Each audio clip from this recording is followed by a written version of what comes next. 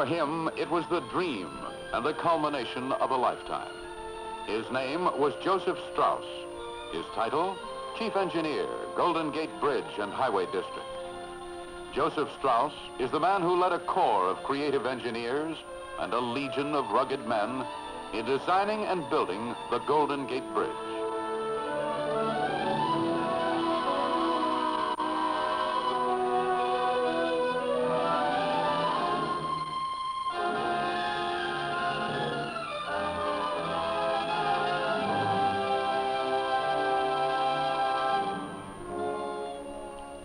Few people remember today, but for 15 years before the steel was formed for the Golden Gate Bridge, it was regarded by many as the bridge that could not be built. In 1918, the city engineer of San Francisco approached Joseph Strauss, then a consulting engineer with a long list of bridge contracts to his credit. The city engineer asked if a bridge could be built across the Golden Gate at a reasonable cost. After 3 years of study, Strauss replied that it could for $27 million. This was in 1921. Such a bridge was an obvious need. San Francisco Bay formed a 50-mile-long barrier to highway traffic in the San Francisco area. And the entrance from the sea, known as the Golden Gate, separated the growing city on the south from the lightly populated and excellent recreation areas of Marin County. While a bridge was an obvious need, it was not an obvious possibility. The challenge was not to bridge a river or a valley, but an arm of the ocean. The proposed bridge was this one, impressive in its simplicity, modern in its concept. The center span from tower to tower would be 4,200 feet long, the longest ever attempted in that time. The side spans would each be 1,125 feet long. The roadway would be some 250 feet above the choppy waters of the bay. That was how matters stood in 1921. 11 years of stormy controversy followed. The opponents raised many objections. Some said the bridge couldn't possibly be built. Other critics said the bridge would cost an exorbitant sum, almost $100 million. And to a city that remembered a disastrous earthquake, there was an ominous note. The bridge would be only a few miles from the San Andreas Fault. The battle was fought vigorously in the courts and in the newspaper columns. But the dreamers and the builders won out. Construction began officially on January 5th, 1933. The film you're about to see is old, but these flickering scenes still portray the story of building this great bridge. In the fabricating shops of the Bethlehem Steel Company at Pottstown and Steelton, Pennsylvania, the fabrication work begins. Bethlehem, the major contractor, will build the steel towers and suspended span of the bridge.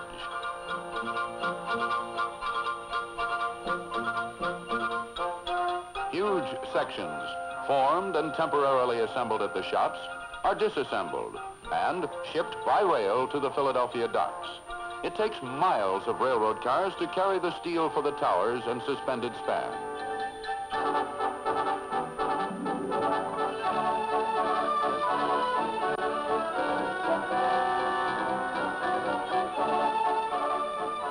At Philadelphia, the sections are loaded aboard ships of Bethlehem's Kalmar line for the long trip to San Francisco by way of the Panama Canal. And finally, through the Golden Gate into San Francisco Bay. The steelwork is unloaded at Bethlehem's facilities at Alameda, across the bay from San Francisco. Here, the sections of the bridge are stored to be shipped out to the construction site in sequence. Fabricating the steelwork and transporting it to Alameda will extend over a period of almost 4 years. This scene was taken during the erection of the roadway. These members are only a fraction of the nearly 70,000 tons of steel that Bethlehem fabricated for the bridge.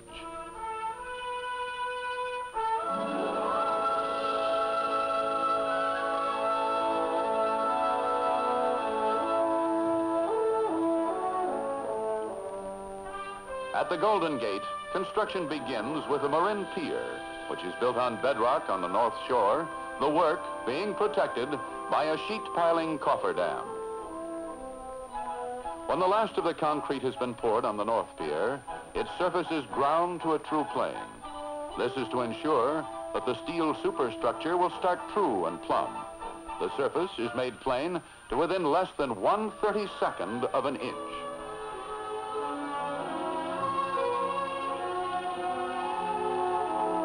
The towers, which will be erected on each pier, are identical. 702 feet of steel rising to an elevation of 746 feet above sea level. 2 legs joined together by 6 cross braces. The legs are 90 feet apart on centers. Clearance between the legs at deck level is 60 feet, the width of the 6-lane roadway.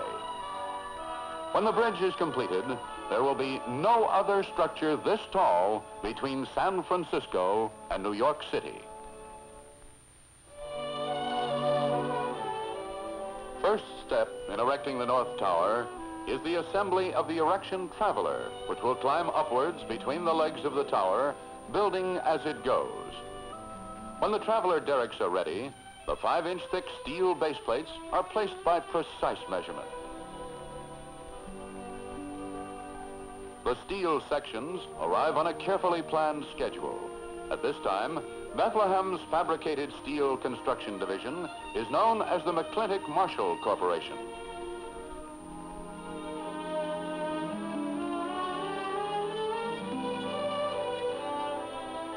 Moving the steel from storage at Alameda to the bridge site is a sizable effort in logistics. The distance is 5 miles across the open water of the bay. The obstacles to navigation are wind, tide, storm, and the famous San Francisco fog. To avoid delays in erection whenever bad weather prevents deliveries, a small storage area is prepared at the tower site to hold enough materials for several days' work.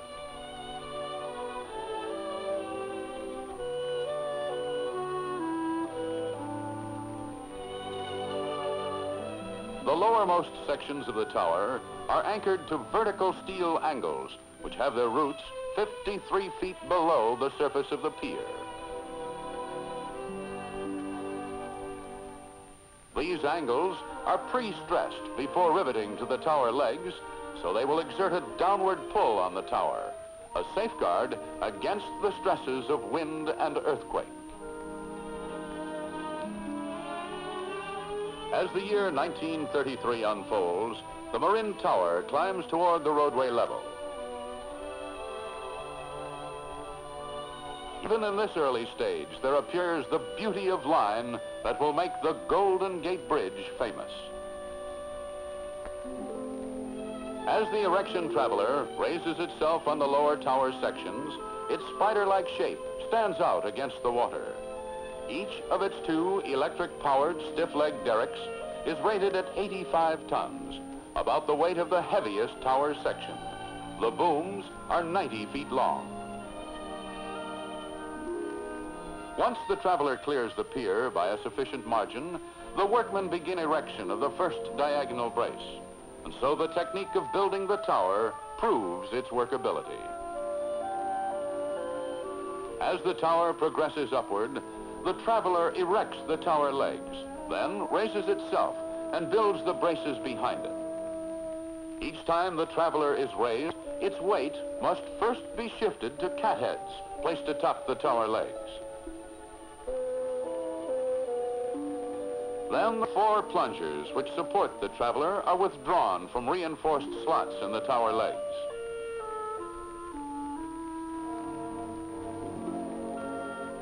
The traveler, moving upwards in about 10 minutes, gains another 40 feet of headway on the towers.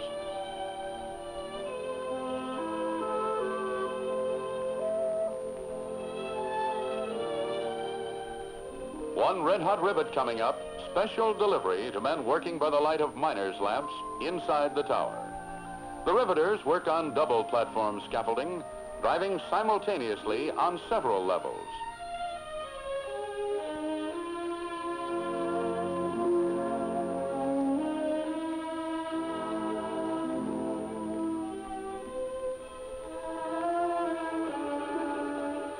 600,000 field rivets will be needed to complete each of the towers. One writer will later describe the towers of the Golden Gate Bridge as riveter's paradise.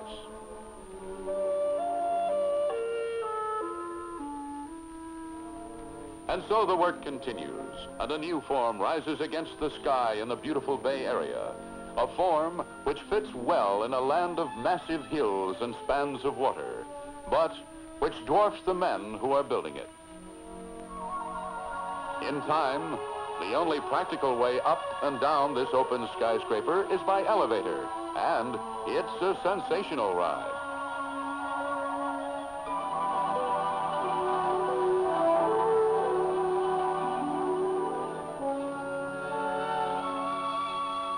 By 1934, the legs of the North Tower are some 500 feet above the water, about 50 stories high.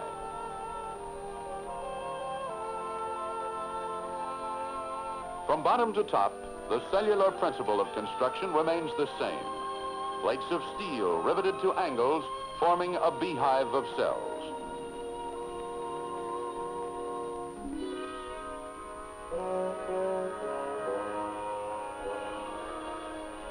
This construction principle creates a maze of passages in which men will occasionally become lost for short periods.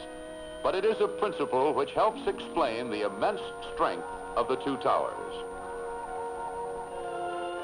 As the year 1934 unfolds, a bold silhouette rises above the Golden Gate. The horizontal cross struts above the roadway level will help the tower legs act as a unit in resisting lateral forces.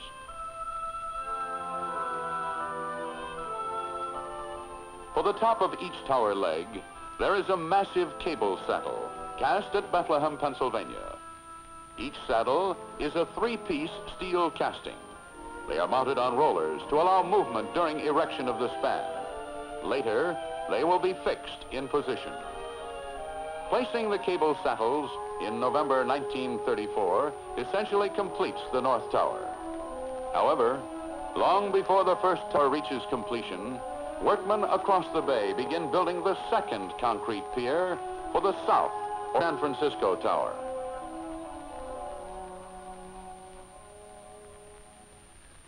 The San Francisco Pier and fender wall were built 1,125 feet offshore in 100 feet of rushing tidewater, silencing the critics who regarded this as the Achilles heel of the bridge.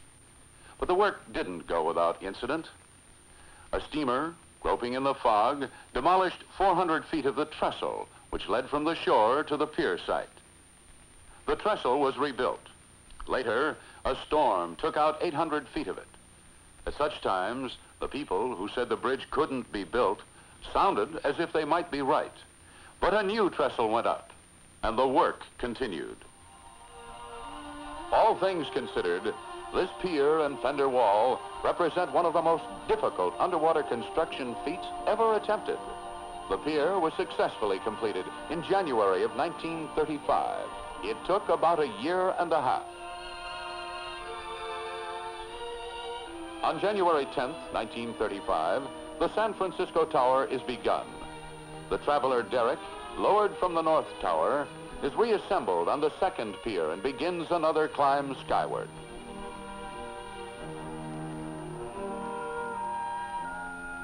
As the tower progresses upward, Kalmar Line ships continue their deliveries of fabricated steelwork to Alameda. The pattern of erecting the San Francisco Tower is the same as that used in building the Marin Tower.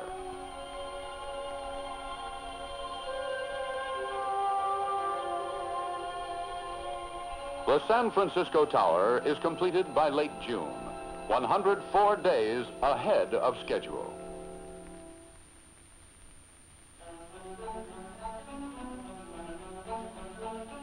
On November 11th, 1935, the task of spinning the two great cables is begun.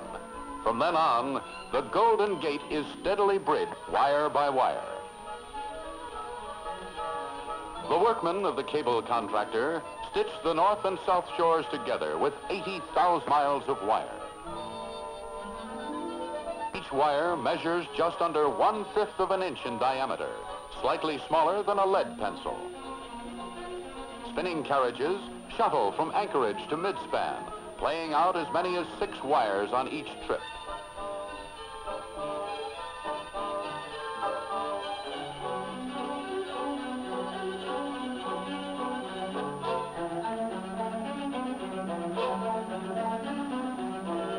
The cables, when completed, will weigh 22,000 tons apiece. It's interesting to note that each cable weighs approximately as much as each tower. The wires, 27,572 of them per cable, build up to a compacted cable slightly over 3 feet in diameter. Later, as the roadway takes shape, the cables will be wrapped with galvanized wire and painted to protect them against the elements.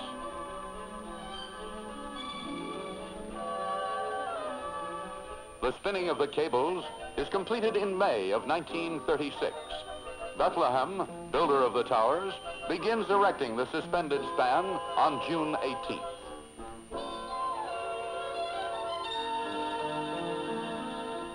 The engineering problems in erecting the roadway were challenging. The main span was the longest ever attempted, 4,200 feet from tower to tower, with side spans of 1,125 feet. As every engineer knows, there was the delicate problem of making sure that the 2 sections of roadway moving out from each tower would meet at the center within exacting tolerances. The entire span would be constructed from elementary structural forms. The stiffening truss panels would consist of top and bottom chords, diagonals, and verticals. The verticals are spaced at 25-foot intervals. Suspender strands occur at every other vertical. The truss measures 28 feet deep. The roadway floor beams are 8.5 feet deep, 87 feet long, and weigh, on the average, 23 tons each. Generally speaking, the floor beams occur at each vertical in the stiffening trusses. Roadway stringers atop the floor beams carry the 60-foot roadway. Knee braces tie in the floor beams and bottom chords. The summer of 1936 sees the first 3 panels erected by cantilevering each way from the towers. Chicago booms at the roadway level handle the steel for this work. One of the unique features of the job is the emphasis placed on safety. As the roadway moves outward from each tower, a manila rope safety net is introduced. Assembled first at water level, the net and its frame are lifted to position beneath the span.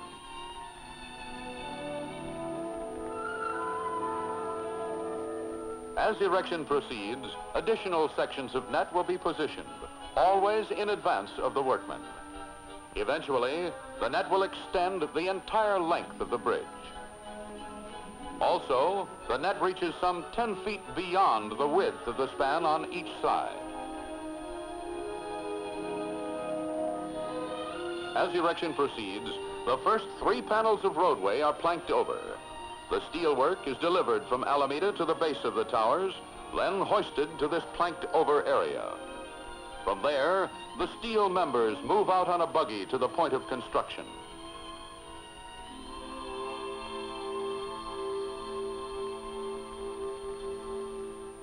After the first 3 panels are planked over, the balance of the span erection is handled by traveler derricks. In the erection of the trusses, 2 25-foot panels are cantilevered forward, assembled piece by piece. The first vertical is joined to the projecting bottom chord.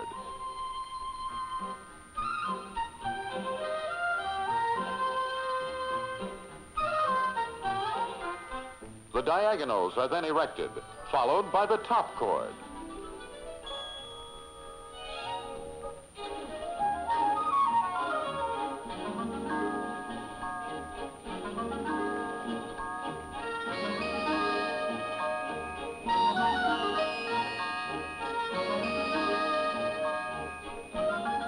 And so the span progresses, moving out truss by truss in 4 directions to maintain equal loading on the cables and towers.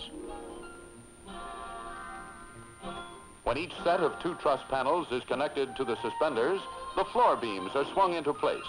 These will be followed by reinforcing laterals and some of the roadway stringers.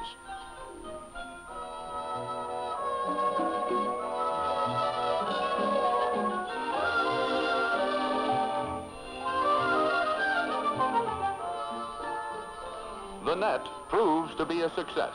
It saves 19 lives.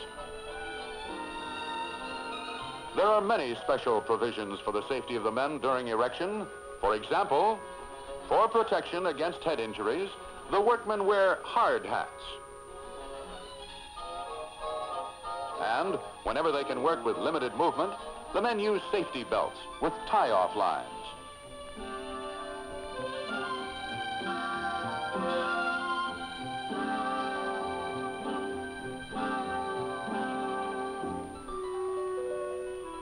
By fall of 1936, residents of San Francisco are treated to the sight of a span which moves steadily closer to the day when the 2 halves will meet. The partial loading of cables and towers gives the span an unnatural curvature. It looks as though the main span will meet at a peak. Bethlehem and the cable contractor work together to control the cable curvature and saddle movements.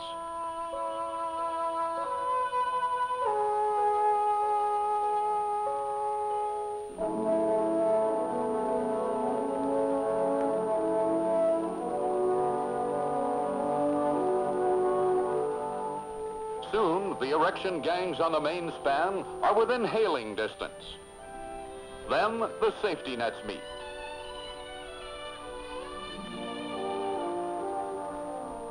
Finally, on November 18th, 1936, the closing members are lowered into place. The Golden Gate is bridged.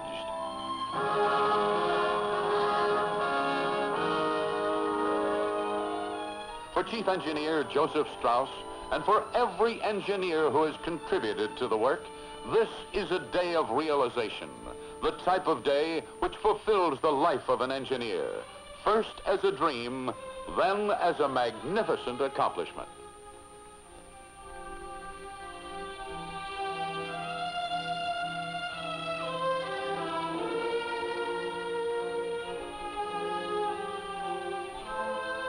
But the job is far from over.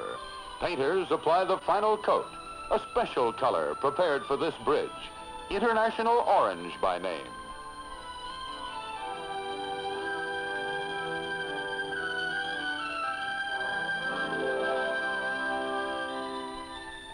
The buggies bring out fabricated sections for the sidewalks and railings. These items, and the balance of the roadway stringers, are erected as the traveler derricks work their way back to the towers.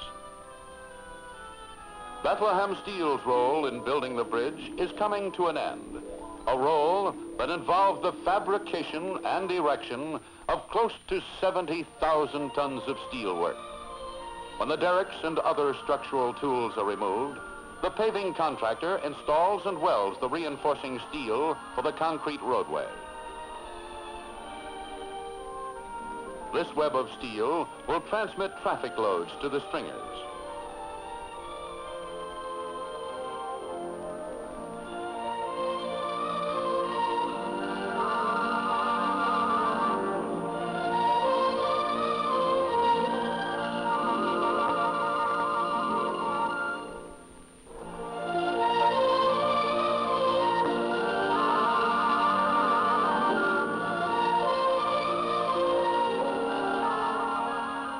Fog makes one of its regular visits as the finishing touches are added to the bridge, creating a strange kind of beauty.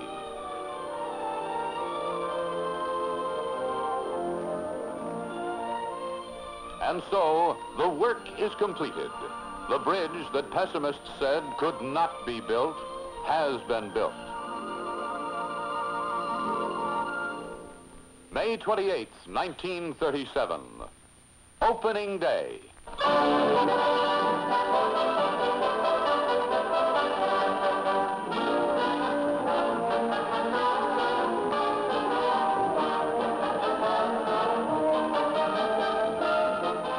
Newspaper accounts vary on the amount of celebrating done by San Francisco.